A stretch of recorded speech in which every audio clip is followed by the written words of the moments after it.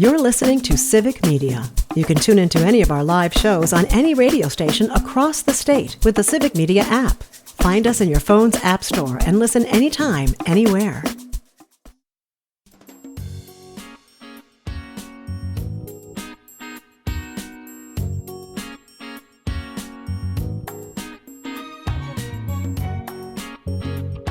Live across Wisconsin on Civic Media, you're listening to Mornings with Pat Kreitlow, powered by Up North News. Now, from our Lake Wissota studio, here is the founding editor of Up North News, Pat Kreitlow. Thank you, Don Rue, and good morning. Welcome back. It's a Monday morning, June 23rd, 2025. Nice to have you here up north. Parker Olson in Madison, Studio A2. John and Gordy joining us from A1 in a moment. Brittany Merlot giving us the forecast coming up as well. First, a reminder, of course, we'd love to have you sign up for our newsletter over at upnorthnewswi.com. Click subscribe up in the banner at the top of the home page, where today Christina Laurie has a story in there about frozen custard. And what is it about Wisconsin that we love our frozen custard so much? I mean, we like our ice cream too, but custard's really kind of something unique to this neck of the woods. Parker, I was going to mention to you as well, and you know, actually, let's bring everybody in, John and Gordon and Brittany and all that. Big round table. Let's fix things right on air here, okay? Let's have one. Let's have one of those pull the curtain back moments. So as I'm refilling my coffee in the kitchen, and up comes on my phone screen a thing from Spotify saying that, you know, the podcast episode is dropped for the 6 a.m. hour. Yeah. Now, the title for the 6 a.m. hour was Iran Surrenders, and then in brackets, sarcasm font.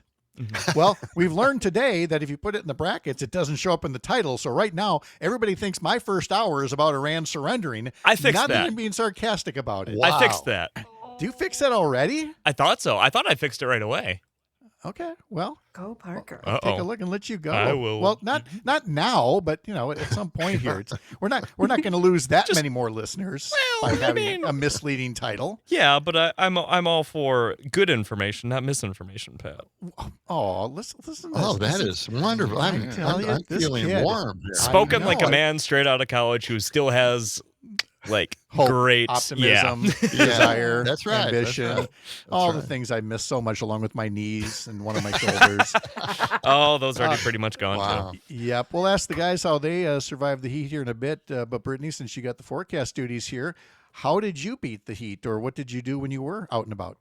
Yeah, so I went to the beach. I went to Lake Superior, the free AC, and tried to attempt to go in the water, but it was so cold there I didn't even need to. No, there was no 100-degree heat index up there. No, not at all. Okay. It was in the mid 50s. So right. so you did it right. All right. I did. And it's moving on out of here now. Yes, it is. Slowly but surely. Now, there still is, you know, heat advisories for a good 2/3 of the state, pretty much the eastern and southern parts. And that still stays there till about 7 o'clock this evening. So still feeling like the low 100s today, still reaching the low 90s for a good chunk of the state. But far northwest, your highs are going to be in the upper 70s.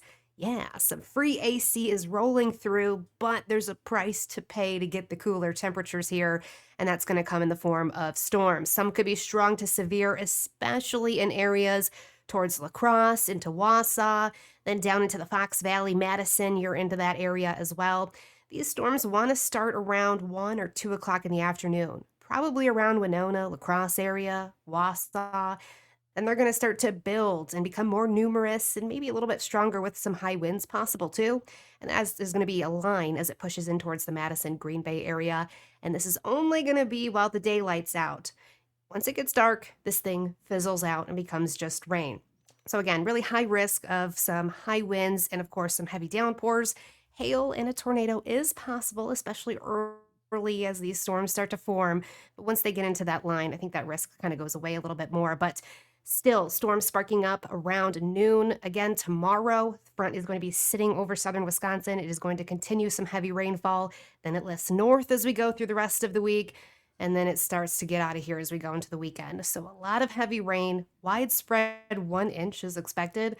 And some places could get around 3 to 5 inches by the time this week is over. So this is, again, look for your target for mowing the lawn and make your target, or you're going to regret it later on. Exactly. Okay. Yep. I see how this works. All right. Thank you, Brittany. Appreciate it so much. Coming up right after this program, Matt and Air on Air. Jane and Greg have Civic Media's new news director, Shali Pittman, coming up at 9:30. Wisconsin bug guy, PJ Leish from UW-Madison's etymology department. And, of course, This Shouldn't Be a Thing, their segment coming up at 10:50. On the Todd Alba Show, 2:30 this afternoon, he will welcome in State Senator Kelda Royce from the Joint Finance Committee. And the Maggie Dawn Show this afternoon, Matt Rothschild is the guest co-host with Elon Berman from the American Foreign Policy Council with a follow-up on the U.S. attack on Iran over the weekend. The other fun things we get to do here on this program are talking to some of the people who cover Wisconsin in other local areas. We'll be talking to Earl Ingram on Wednesday, James Kelly, who does the northwestern part of the state. Jimmy Kuska talks to us from covering things over in the western Wisconsin area. And it's so great that on Monday mornings, we get to talk to our Madison morning folks, John and Gordy, who join us from Madison Studio A1. Guys, how are you? Good. Doing great. Yeah. Wonderful. How did you guys survive the heat? Do you have, Well, or do we're you thrive recovering. on it? Yes. No, it's the worst thing that could ever happen to me. Oh, no. I'm really allergic to dew points. So anytime the dew points are high, you won't find me anywhere outside. I am indoors, air conditioning, fans blowing like crazy. So we actually ran into each other over the weekend in the Walmart parking lot on the west side of Madison, and we decided, we'd never talk to each other once the show is over. We usually just go our separate ways, and especially on the weekends, we don't really check in with each other. We have other lives to lead, but we ran into each other and we thought, well, let's go have a beer somewhere. That's right. So that's what we did. We went to a new place in town that a friend of ours owns, and we had a nice cold one. And so that took care of Saturday afternoon. So you had a good time, because I see this unfolding. You get the beer, you each take a sip. You look at each other. It's like, oh, yeah, that's why we don't do this. Okay. Yeah. Well, anyway. So, well, when you're doing a morning show, having a beer is like a real downer. You're ready to go to sleep right after the beer. Exactly. We both needed a nap after one beer. Yeah. But the funny thing about the heat, though, I mean, it was really hot down here, 93 degrees. And the funny thing is, we were out there working in the yard really hard, doing a lot of gardening, making sure that, we're getting ready for the week-long rain. Our neighbors were doing the same damn thing.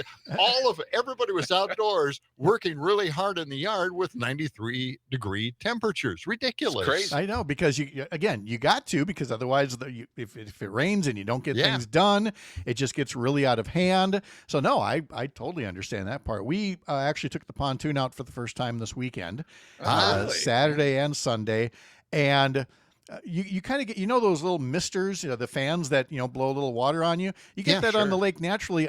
It was really windy, of course, all weekend. And so it really chops up the water, and you can get that speed just right that you can dunk all of your riders occasionally. You just hit the wave, they get the spray. Beautiful. 9 out of 10 times they're mad at you, but this weekend it was like, thank you. Yes, I needed please. that. Yes, please. We go upriver to a place called the Mallard. It's just this little resort with 6 cabins and some campsites, but then it also has a bar. And so a lot of people come upriver or downriver and they park their boat in there and they go get a cold one and they sit around for a little bit. And it's got this area where once a year they dump a truckload of sand on the river. It's maybe 30 feet wide tops and maybe 8 feet, before you get to the river. And all of our grandkids over the years have always referred to it at a certain age like the beach. They want to go to the beach. I just think that's adorable. I'm like, the beach. It's like this little pile of sand, but it works for them. They go hunting for, crayfish or crawfish in the rocks and everything there. Yeah. And after all these years, they still keep coming back. These stupid crawfish. Like, have you not figured out the kids that are like biting your head off or whatever? They're just like, oh, look, my thing is and then it flops over dead. But it's when the sand arrives. Yeah. Take a vacation. when you hear the kids go, like our yard is filled with squirrels and rabbits. It looks like something out of Snow White or whatever. But as soon as all the little kids show up, boom, they're gone. There is not a woodland creature to be found for the next 3 days. until they realize that the coast is clear. But it was still fun. Well, I'm glad you guys beat the Heat. Now, Parker was telling us earlier he was working the Madison Mallards game when that pitcher had a no-hitter the other day. And I've been to 2 Madison Mallards games. Love them. I've been to a few Eau Claire Express games as well. St. Paul Saint. I love Northwoods League baseball. I love minor league baseball.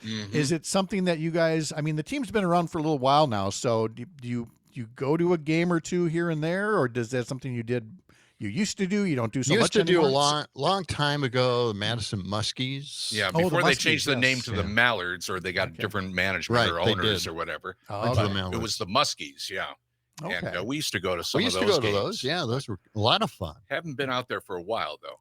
But I love minor league baseball. It's the way it should be. It's families coming out to the ballpark and having a good time, and they have more family activities, in and around the ballpark. So yeah, it's a good time though. Yeah, in the old days with the Muskies, they used to make fun of their mascot, and they had a lot. They celebrated the craziness of a Muskie.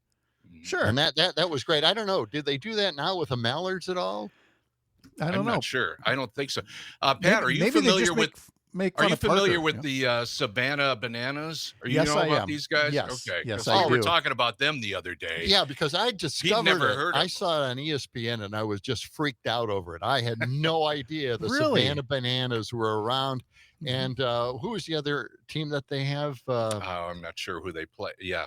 For folks that don't know, it would be fair to call them like the Harlem Globetrotters of baseball. Yes, that's it. Exactly. Yes. Just a lot of performance, but they're talented. They're not like they just happen to play baseball. It's like, no, they can actually play baseball. Yeah, and do all these crazy things. Yes, I saw the outfielder catch a fly ball out there with his hand behind his back, glove behind his back. He caught the ball. Freaked me out.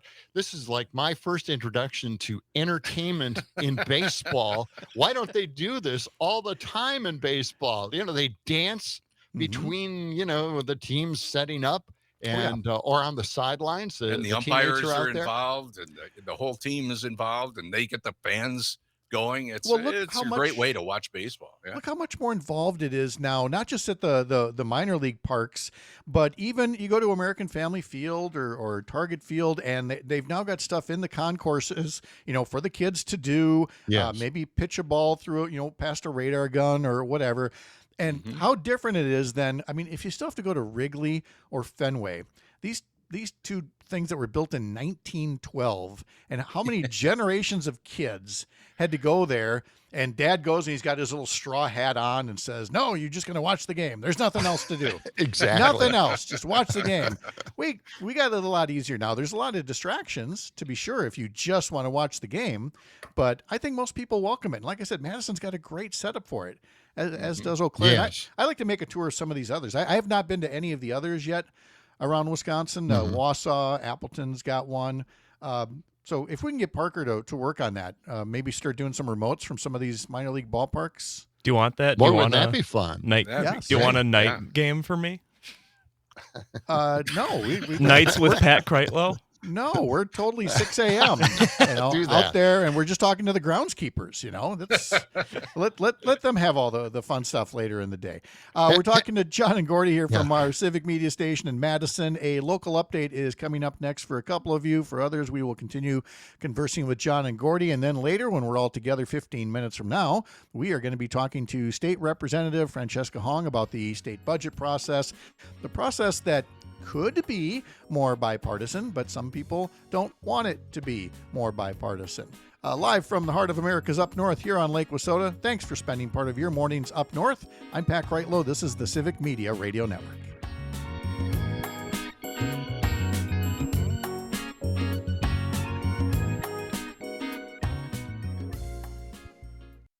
You're listening to Civic Media. Stay up to date on the latest news and information for your local community and Wisconsin by signing up for our free email newsletter. Visit civicmedia.us/email to get started.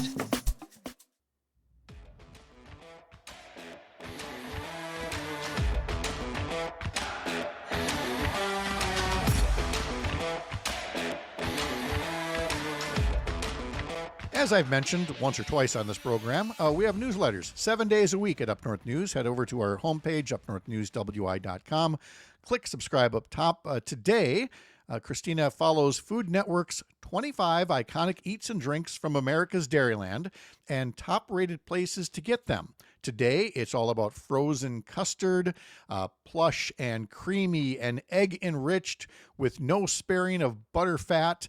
This Dairyland treat is a Wisconsin phenomena, wrote columnist Therese Allen, coming north via the 1925 World's Fair in Chicago and first took hold in Milwaukee.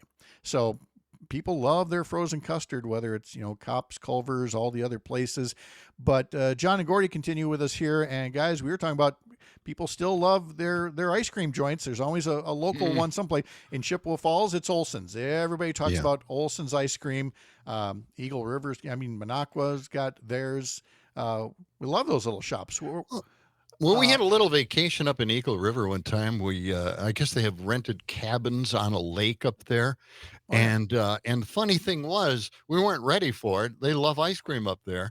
There was a pirate ship that sailed off of the docks of a ice cream shop on the lake.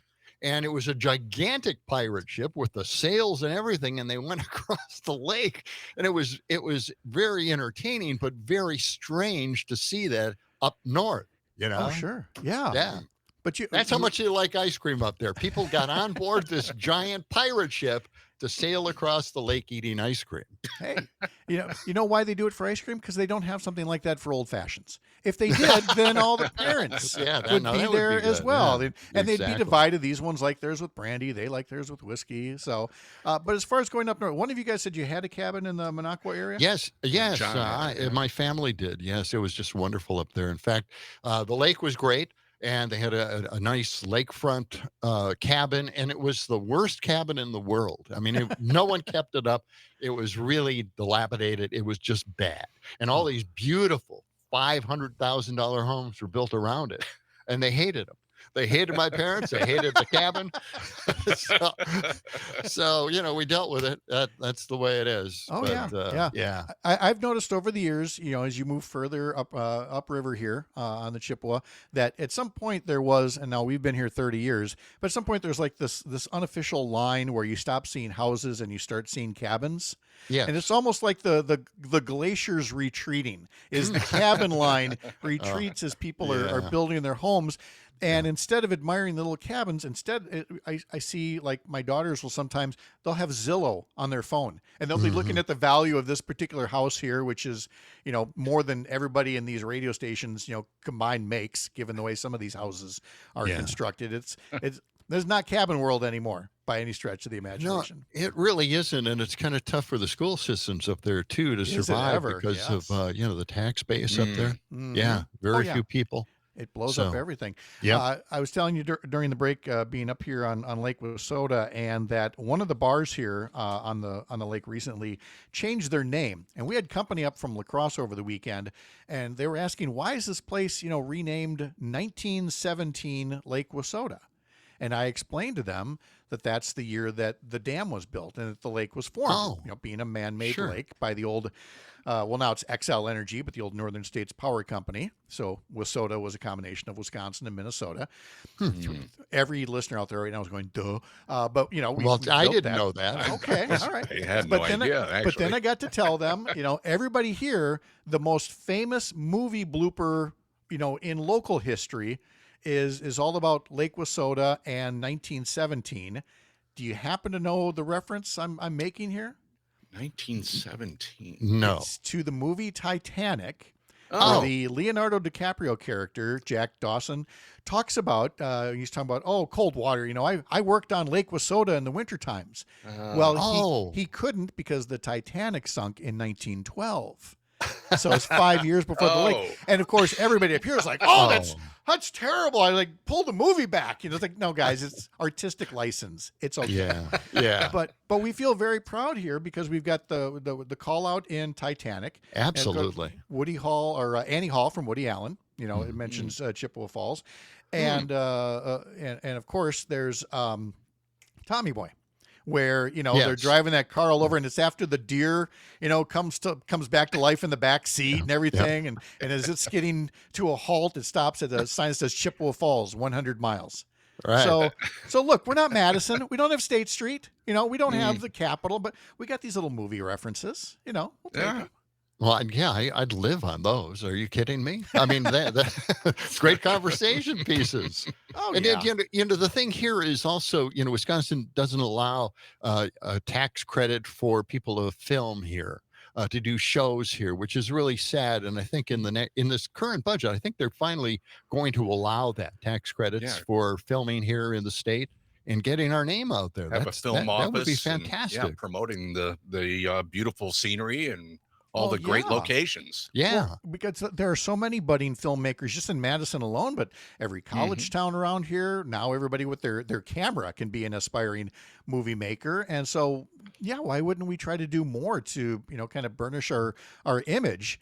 I see all these other film credits that, list, Georgia or Canada or whatever. It's like, let's make that happen. Well, it's a real shot in the arm for small communities. I mean, Johnny Depp was in a movie here in a small town here, and people went out there to watch and see how it all unfolded. It brought a lot of tourism into these towns. Yeah, let's make this So it happen. really helps. Yeah. Okay. So there you go. We've got our first policy directive for civic media. Exactly. We've never lobbied at the Capitol before, but it's about time we started somewhere with our new Capitol lobbyist, Luke Mathers. Put it on his to-do list. So absolutely. All right. John and Gordy, thanks so much. We'll talk to you guys next week. All right, a great Pat. week. Thanks. All right. Thank you, We'll talk Pat. to you You later. too. All right, coming up, we'll be talking with State Representative Francesca Hong about matters happening with the state budget and the bipartisanship, or lack thereof, up at the state capitol. I'm Pat Kreitlow, the Midwest Farm. Oh, no, that's at 6:30 and 7:30. You can hear the Midwest Farm Report. We'll be back after this little break. You're up north.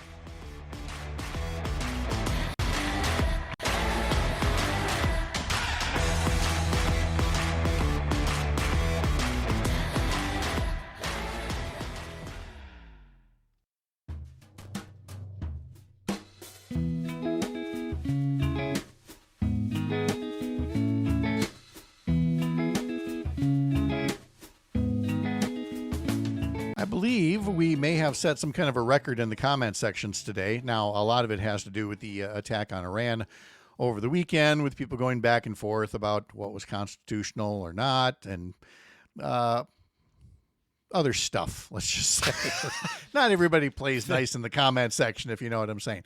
So every so often, it's a little tougher to sift through and find these things. But here from Tony up here, Pat needs a backlight to separate him from his fancy new bookshelf. If we're critiquing, it's hard to separate his black headphones from his black bookcase. Well, Tony, let me grab my fancy new remote control here, and let's try that. Ooh, look at that. Look at that. We got it's not like high intensity backlighting, but it's not nothing. So there you go. It appears that you're missing a light.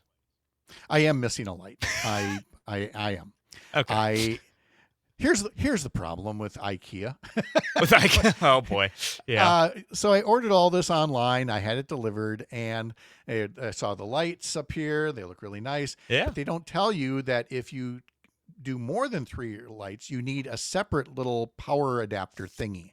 Gotcha. So I have to go looking up the power adapter thingy, and then I can put up, the fourth light that goes there. But thank you for noticing. Now it's going to bug everybody when they look at this. I like to have attention to detail.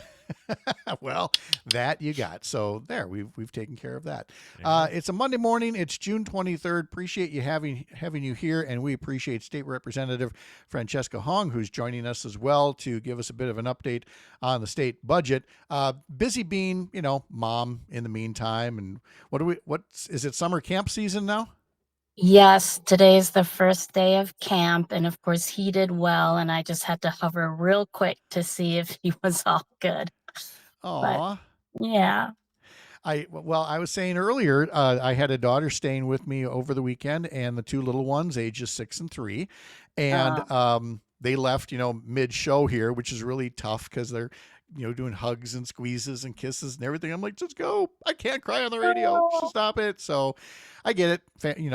We got to take care of family, especially your job, which has demands in all the weirdest times, you never know when you got to go knock doors or go to a fundraiser or, I don't know, pass some legislation, which would be great to do if you all could get a chance to. But you shared a clip recently of some committee interaction and how the committee chair just really wants to micromanage the conversation in a way that avoids talking about all of the things that go into a state budget. It's not just about, tax cuts for the well-off, but there's healthcare, there's education, there's all these things that are necessary.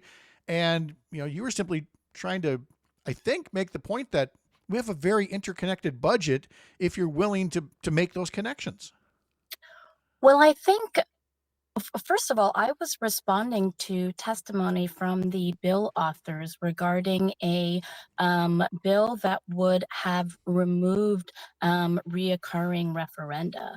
And so I thought that was a really great segue and would give me an opportunity to build some context around what would be driving the need for schools to go to referendum. And the chair of the committee, Representative Joel Kitchens, felt as though that was not pertaining to the bill, interrupted me multiple times.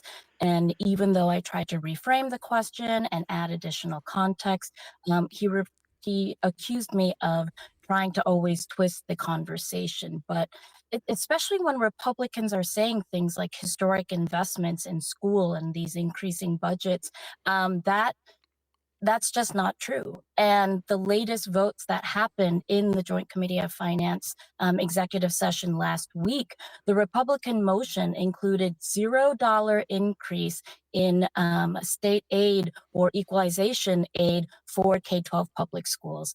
This has not happened since 2011, when Scott Walker administration actually decreased the state aid to K-12 public schools. So it's incredibly unprecedented. I don't love using that word because it's not surprising that the Republicans have very little interest in actually taking care of our kids. But I think it's important for folks to know that what they are presenting in their motions is wholly inadequate. And in addition to the $0 state aid increase, we're talking about 37% special education reimbursement, where remember that is for private schools where public tax dollars are going to voucher schools. They receive 90% reimbursement for the state for their special education costs. And so we're pitting students against one another. And in a time where we should be ensuring that every child has their needs met and opportunities to thrive, we're picking and choosing how to fund our schools and really pitting our communities against one another too, when we're forcing taxpayers to raise their own property taxes because the state refuses to fully and adequately fund our schools.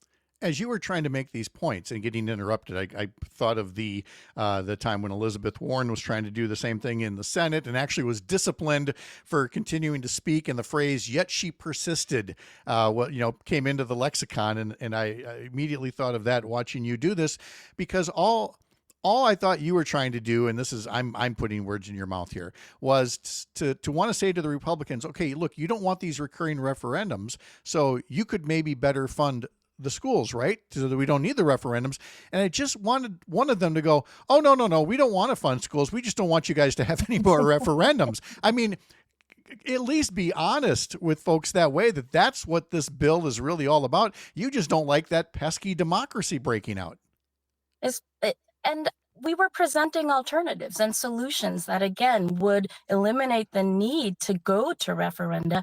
And unfortunately, having a conversation about inadequate public school funding is one that Republicans will continue to evade because it's something that their communities, people in their district, are demanding. And we saw that with testimony from all across the state, where Wisconsinites showed up to tell Republicans and Democrats on the Committee on Joint Finance what their communities need, that we need a budget that reflects our morals, our values, our needs. And unfortunately, the Republicans refused to listen, especially, and they showed that in their budget motion. And so I've drawn some parallels to what we're seeing in Congress as well. And it seems like you have more demand than ever for bipartisanship, or at least an attempt to talk to one another. And yet in both Washington, D.C. and Madison, you see a side of the aisle that is going out of its way to cut Democrats out of the conversation. And I mean, look, I know there's a lot of people that favor this guy who'd love to bring autocracy to the country, but we are not a land of one party rule yet. And yet it seems like it's really too much to ask that, you know, if they're going to need Democratic votes to pass a budget, maybe they would let you get a word in edgewise before they, you know, implode amongst themselves and can't pass a budget. Well, Democrats are going to continue to fight for the needs of Wisconsinites and talk about what people are actually asking for in the state budget and how we use their tax dollars. And they're asking for investments in childcare to make childcare services fully more affordable and available for communities across the state, especially our rural communities. We need to be paying childcare educators, making sure providers have what they need to stay open. They're asking for increases, actually demanding increases in public education, both K-12 and higher ed. And instead, Republicans responded with, we're going to do an $87 million cut to the universities of Wisconsin. And so Republicans can do, I don't know, I think they really are in disarray. And while we wait for them to get their act together, even though I would like to replace that word with something else, yes. Democrats are going to continue to talk about what Wisconsinites want and are demanding of their government, of their representation. And so folks can talk about bipartisanship in terms of working together, but when the other side has continuously left the negotiating table, when they were left conversations with the governor, I think it's really important that we show people who they are. And who they are folks who refuse to listen to their communities. And so we as Democrats have a deep responsibility to ensure that our message is clear, that we are listening to Wisconsinites. We are going to continue to fight for them. And we have no problem going in to communities whose representatives are not listening and talking about how we can collectively fight back and do better for our communities. We're talking to State Representative Francesca Hong, and here's where we get into some speculation. And again, I'm happy to be accused of overthinking something, but you've got a couple of Republican senators already saying that they're not going to vote for the thing that appears to be coming out of the Joint Finance Committee. So in theory, it could get to the point where Republicans don't have enough votes amongst themselves to pass a budget. And you see some reporters writing, well, they may have to go get, one or two votes from the Democratic side of things. And my contention has been that this is very likely just a head fake. This just clears the path for them to say, we can't agree amongst themselves and we don't want to talk to Democrats, so we're just not going to pass a budget. That for some folks, there may not even be an interest in passing a budget because, spending just continues at the current budget level and they don't have to make any tough choices. Is that wildly speculative? Am I wildly overthinking this, or is a no budget a possibility? Pat, I always appreciate you being thoughtful and analytical. I wouldn't say it's overthinking.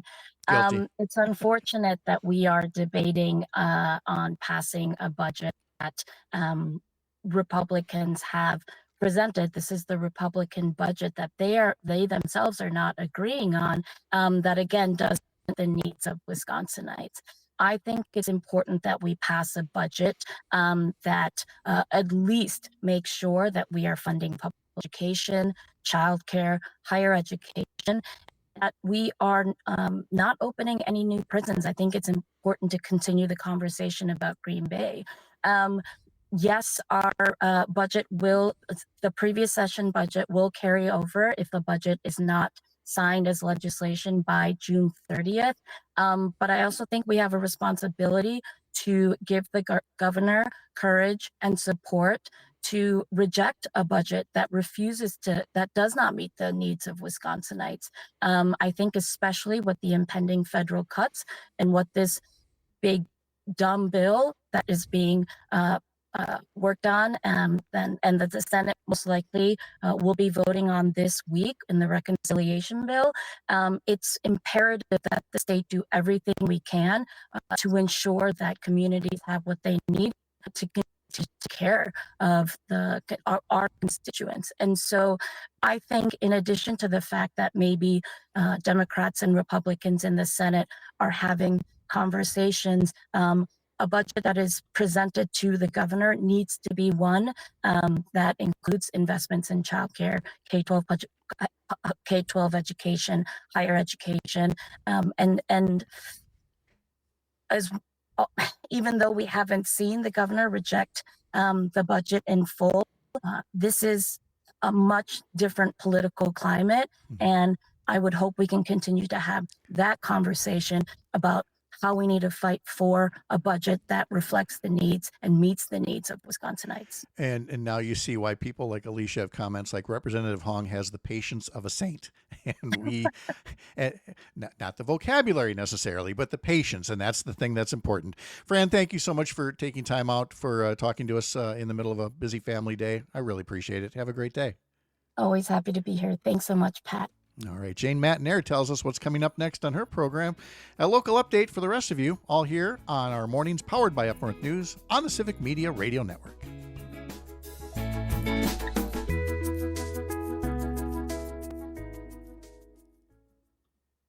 You're listening to Civic Media. Find the latest news, information, and archives of all your favorite shows on the Civic Media website, civicmedia.us.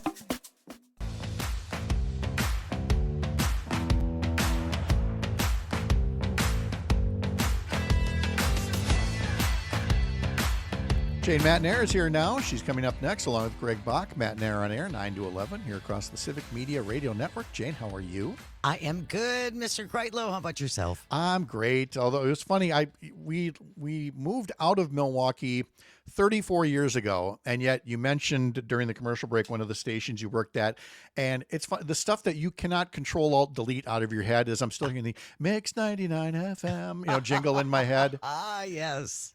I have the jingle in my head for my first, radio job out of college at WAQE in Rice Lake. I mean, you hear those things over and over again, and they just do not go away. I was asking. You can't shake it. Nope. Asking Jane about whether she'd been at Summerfest, and she reminded me just how much she was at Summerfest for that particular radio station year after year after year after year. So do not necessarily be looking for, if you find Jane at Summerfest one of these times, you have found a unicorn. Yeah, So. I got lost. I somehow inadvertently wandered on, and nothing against Summerfest. I think it's great. It's wonderful for the city. Yep. It's a fantastic festival. I think it's unique. Yeah, but you've been in and of itself. But you get the volume discount. You're like, okay. I put in my time for at least 20, if not more years. Mm-hmm. Not only did I do a show at that radio station, a morning show, but then we would have to go down to Summerfest and introduce the night acts. And then get up at 3 in the morning. And then get up at 3 in the morning. So yes, and we gave away in a different radio station. We gave away rides on buses, on the shuttle buses. So we would have to ride the buses back and forth to Summerfest and ride the buses back and forth to State Fair. And I kind of put in my time. Well, I mean, that's why everybody thinks that, their local radio personality, you do all this because, I mean, for a 7-figure salary, you have sacrifices have to be made, Well, it's the glamour. We all do this because of the glamour and the incredible paychecks that we get. Can't tell you how many times, and it's not a knock on folks. They're not supposed to know how it is behind the scenes, but how many folks asked me to give a message to Tom Brokaw figuring he worked right down the hall from me. Because you talk to him all the time. Because he's doing the news at 5:30. I'm doing the news at 6, so we must be right there. We're all in the same room. Yeah. Does not work that way. No. In fact, I remember as a weekend anchor once, for a time Keith Olbermann was part of MSNBC? I do. And one time, I think probably just one if they were smart, they let him fill in on a weekend edition of NBC Nightly News. And so he did the 5:30. I come on, I do the 6 o'clock, and a buddy of mine right away messages me. It's like, Keith Olbermann and Pat Kreitlow. There was so much sarcasm on TV, my TV exploded. We just could not get past all of that. And I think it worked for Olbermann for a time. It worked for me for a time, but That sounds fabulous. all things must pass. What do you have happening on the show this week? We are very excited. Obviously, we're going to talk about the U.S. bombing Iran over the weekend, but we will talk about that in a little bit more depth. Charlie Pittman, Civic Media's new news director, is going to be joining us coming up after the 9:30 news. So I'm really looking forward to talking to Charlie. She hasn't been on the show yet, so get to know her a little bit. And all the incredible things that our Civic Media News team is doing. They're all around the state. And if you haven't signed up yet for a newsletter, I would highly encourage you to do that. You can go to civicmedia.us and sign up for our newsletter. You can actually have it curated according to your interests. So it's pretty fabulous. Check that out. And then in hour number 2, PJ Leash. He is the bug guy. He's an entomologist with UW-Madison. We've talked to him many, many times over the years. PJ is going to be here after 10 o'clock. Ticks are a bigger than normal problem this year. Oh, yay, everyone says collectively. Ugh. And honeybees. Okay. We need honeybees. Honeybees are really important. Pollinators are very important. And now there is a research project on honeybees that it looks like the Trump administration is going to kill. Oh, so we'll talk about that. Yeah, of course they are. Yep. Of all the things that I've learned about, a changing climate over the years, there are all these little things that we don't talk about as much. And one of them I'd learned is that with drier conditions in many places, it makes it more likely that tick populations are going to go wild.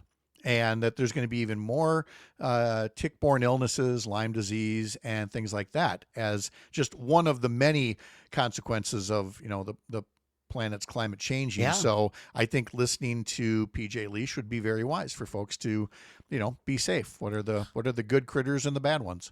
Yeah. Well, and I just wish, when it comes to ticks, really the only thing you can do is either stay indoors, or essentially wear a burqa.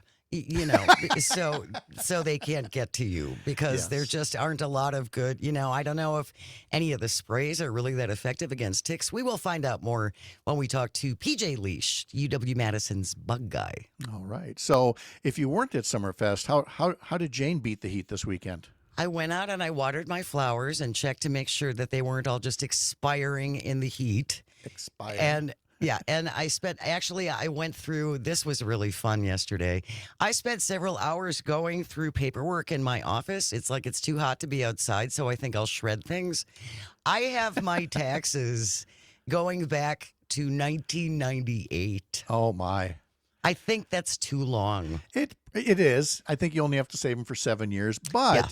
Here's the thing. I mean, taxes to a degree, but we throw receipts and warranty info in a box, and that's a time capsule because you're going back and finding warranties or receipts for furniture you don't have anymore or small appliances you don't have anymore. Yep. And I got to tell you, sometimes that's a hoot when you realize this thing. Oh, I forgot we even own this thing, and we only paid this much for it. You know. Compared it's pretty to now. Amazing. Yeah, it's pretty amazing. But at some point, we have to get serious about that in our basement because otherwise our kids are going to have to move it all someday when we're gone, and I don't want to put that on them. So much paper. Yes. So much paper. Yeah. So it was a really exciting afternoon at our house. I was shredding. Hey, maintenance has got to be done. So that's right. All right, Jane and Greg coming up right after the 9 o'clock news here across the Civic Media Radio Network. Thank you, Jane. Have a great week. Thank you, Pat. We'll see you tomorrow. All right. We'll see you. I'll be making an appearance there. And then making an appearance here tomorrow at 8:30 will be Dan Schaefer. We will be talking to Chad Holmes as well.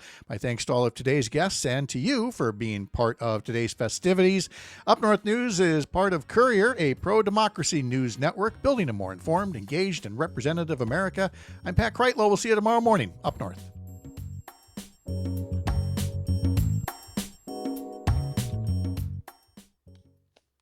The national news cycle never stops, but it can be hard to find news about your local community. Civic Media is dedicated to providing quality local and state news coverage across Wisconsin. With the Civic Media app, you can get notifications about local stories that matter to you and your community. Find the free Civic Media app in your phone's app store and choose notifications from the menu to tell us what kind of news you want to hear about.